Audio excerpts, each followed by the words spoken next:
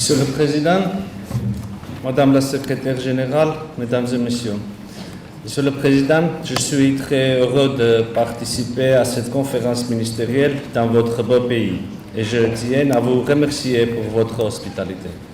Je voudrais aussi remercier Madame la Secrétaire Générale de la Francophonie pour avoir veillé au bon fonctionnement de notre organisation dans cette période difficile, mis en œuvre d'importantes réformes et avoir mis en perspective les chantiers qui nous attendent dans les années à venir et des ambitions pour la francophonie auxquelles nous adhérons pleinement.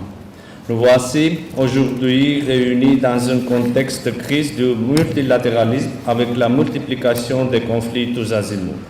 Nous faisons le constat que le mécanisme de sécurité collective reposant sur le respect des principes de la Charte des Nations Unies, en particulier l'égalité souveraine, le non-recours à la force contre l'intégrité territoriale de tout État ne sont plus en mesure de garantir la sécurité des États face à la politique agressive de certains États.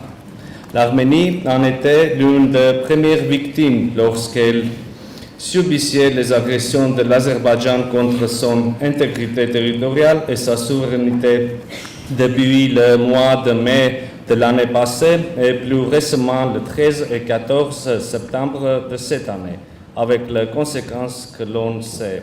L'occupation du territoire souverain, de centaines de victimes, de milliers de personnes déplacées et de destruction d'infrastructures civiles.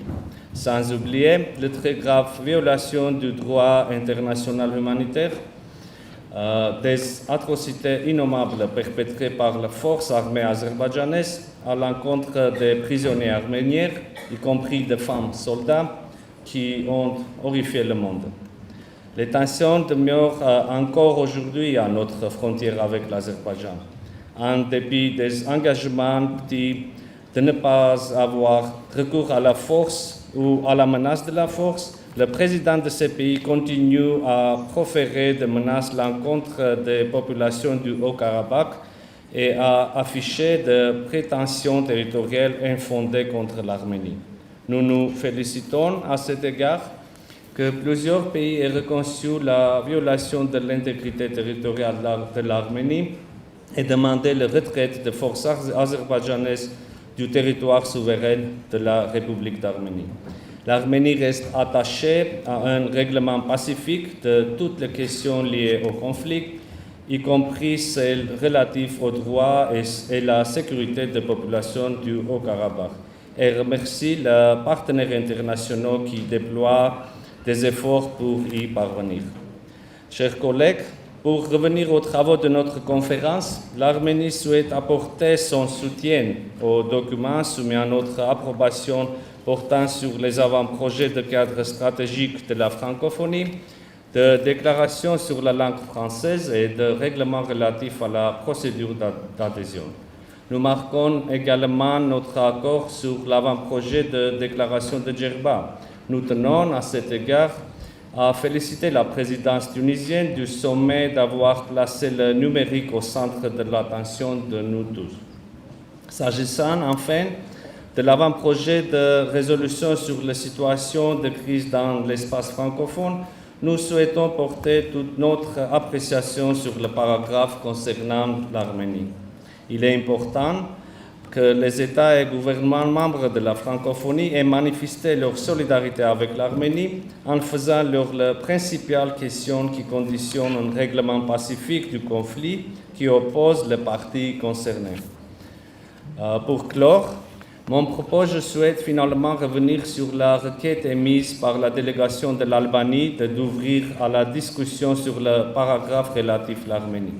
Ne reçoit pas l'assentiment de la délégation de l'Arménie pour plusieurs raisons. La première, la plus importante, est que ces paragraphes sont très équilibrés et le fruit de compromis pour lesquels l'Arménie a fourni beaucoup d'efforts. La deuxième, nous devons respecter les travaux du comité, de son président et de ses membres qui ont mené de longues discussions pour trouver des solutions acceptables par tous aux différentes questions posant des difficultés. Ces paragraphes sont aussi l'aboutissement de ce travail.